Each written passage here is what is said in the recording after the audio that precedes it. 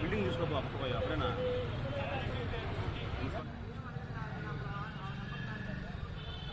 Marking complete అయింది sir. మొన్న ఆ రోజు స్టార్ట్ చేయాలి. కమిషనర్ గారు నేను రెండోసారి కూర్చున్నాను ఒక 10 రోజుల తర్వాత సర్వే అయిపోయింది మొదలు పెడతామని చెప్పినారు.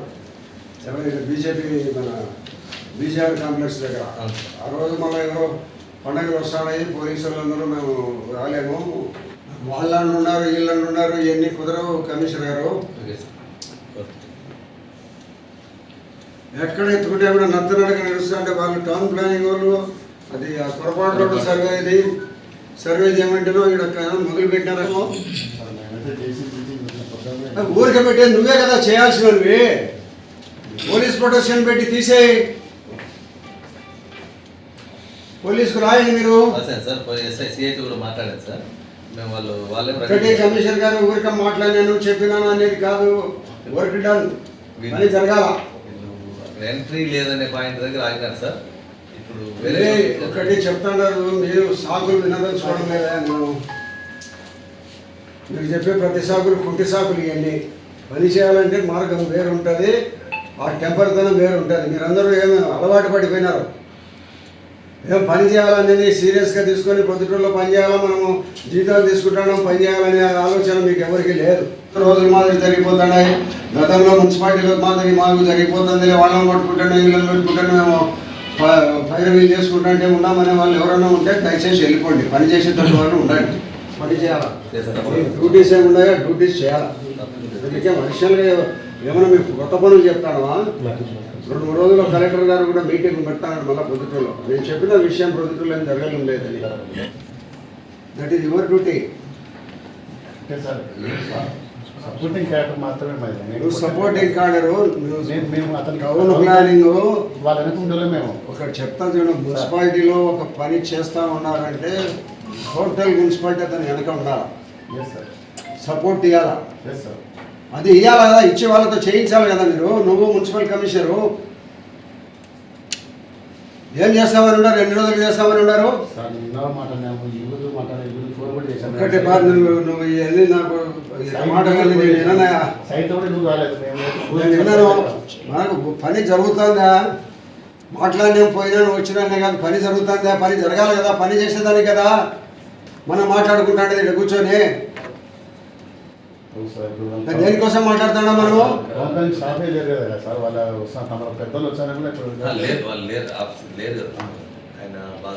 గుంటూరులో అస్తవ్యస్తంగా ఉంది పరిస్థితి. నేను ఒకటి చెప్తాను చూడు, మీకు సిగ్గుతో చెప్తాడు ఈ మాట. ప్రభుత్వం మారినా కూడా ఇక్కడ పరిపాలన మారలేదు, పనులు జరగడం లేదు అనేది నన్ను మాట్లాడుతున్నారు కొంతమంది. దానికి నేను మున్సిపాలిటీ పరిపాలనంగా వాళ్ళదే ఉందయ్యా కొంతకాలము, వాళ్ళ మనుషులనే వాళ్ళు కొంతమంది ఉన్నారు, వాళ్ళు చేయడం లేదని చెప్తాడా. మీలలో కూడా మార్పు తీసుకొని పని చేసేటట్టుంటే పొద్దుటూరులో ఉండండి, లేకపోతే వెళ్ళిపోయి అందరూ. వాళ్ళకు జీతాలు ఇస్తారా? మున్సిపాలిటీలో భయం ఉందా కమిషనర్ గారు? పెట్రోల్ బంకులో డబ్బులు కోటి చిల్లర డబ్బులు తింటారా? ఏమి మున్సిపాలిటీ అనుకున్నారా, సొంత జాగ్రత్త అనుకున్నారా? ఎవరెవరి ఇళ్ళ కాడ, ఆఫీసర్ల ఇళ్ళ కాడ కానీ బయట కానీ ఎవరైనా పనిచేసే వాళ్ళు ఎంతమంది ఉన్నారు మన మున్సిపాలిటీలో? వచ్చిన అందరూ రెగ్యులర్గా పనిచేస్తున్నారా? ఒక 50 మంది మేస్త్రీలు. దేనికి 50 మంది మేస్త్రీలు పొద్దుటూరులో? పని చేసేదానికి వెళ్ళి వర్కర్గా చెప్తాడు వాడు. కొన్ని రోజులకు మున్సిపాలిటీకి వచ్చి నేను మేస్త్రీలు అంటాడు. ఏం మేస్త్రీలు వీళ్ళందరూ? 300 మంది మేము వస్తాం మమ్మల్ని వేయించి అంటాడు వాళ్ళు ఉన్నారు. దేనికి మేస్త్రీలు ఉండేది? పూర్వం నుంచి ఉండే మేస్త్రీలు, ప్రమోషన్ ఇచ్చిన మేస్త్రీలు ఉన్నారు. వాళ్ళందరికంటే వీళ్ళందరూ అడిషనల్గా అవసరమే ఉంది. మనం ఏదో సిగ్గుపడాల్సిన విషయము ఎక్కడ చరిత్రలో జరిగినది, ఒక్క పొద్దుటూరులోనే జరిగింది. కమిషనర్ గారు 4 సంవత్సరాలు రిటైర్మెంట్ అయినా కూడా వారికి శాలరీ కంటిన్యూగా ఇస్తాడంటే ఇప్పుడు వాడు ఉద్యోగస్తుడు ఎట్లా ఇస్తాడా? ఇది ఎక్కడైనా ఆచరణ విన్నామా గతంలో ఎప్పుడైనా మనము? పొద్దుటూరులో వర్కర్లు చాలా కాలం నుంచి నాకు అనుభవం ఏముందంటే, మనం చెప్పి పని చేయమంటే చేసేవాళ్ళే కానీ తిరగబడే వాళ్ళు ఎవరు లేరు. ఎవరైనా ఉన్నారా? ఏం భాష ఎమ్మెల్యే నువ్వు పని చేయబట్టి ఎవరైనా తిరగబడేవాడు ఉన్నాడా? పనులు చేస్తే చెప్తే నేను చేయను అని తిరగబడే వర్కర్లు ఎవరు లేరు మన వాళ్ళు. మీరు పర్యవేక్షణ లేదు. మార్పు తీసుకొని రాకపోతే మేమేమో అందరూ దయచేసి ఇక్కడ మాకేం మీరే ఉండాలని ఏం లేదు. మీరు పోతే కొత్త వాళ్ళు వస్తారు. దయచేసి పని చేసే వాళ్ళు ఉండండి. పని చేయని పరిస్థితుల్లో లేను మేము చేయలేకపోతే వెళ్ళిపోండి. ఎప్పుడు మొదలు పెట్టిస్తాం అది రిటైర్ ఎంప్లాయీస్ కూడా 4 సంవత్సరాల నుంచి జీతాలు ఇస్తున్నారంటే ఏం చేస్తున్నారా మీరు? డిపార్ట్మెంట్ అంతా ఏం చేస్తున్నారా మీరు? మీ మున్సిపాలిటీ మీద మీ పర్యవేక్షణ ఉండాలి కదా. ఇది ఎక్కడ నన్ను మీకు ఎంత సర్వీసు?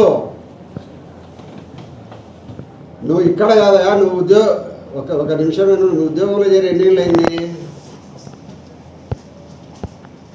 ఎక్కడన్నా ఇటువంటి పరిస్థితి ఎక్కడన్నా విన్నావా? ఎక్కడన్నా విన్నామేమో? రిటైర్ ఎంప్లాయీస్కి ఇంకా 5 ఏళ్ల పాటు జీతాలు ఇచ్చినారంటే విన్నామా? ఈ పొద్దుటూరు మున్సిపాలిటీ తప్పక.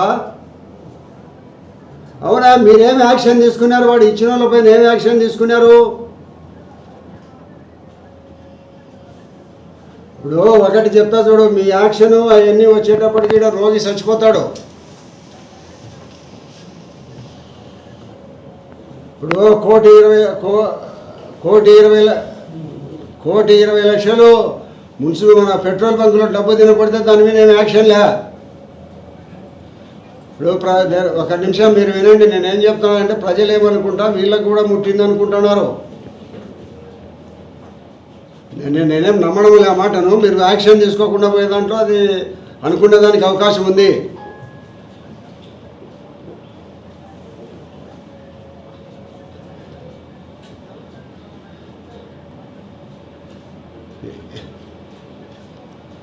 ఎప్పుడు యాక్షన్ ఇంపోజ్ చేస్తారు? మీరు రండి, రేపో ఎల్లుండో ప్రొద్దుటూరికి ఒకసారి వచ్చి రండి మాట్లాడదాం.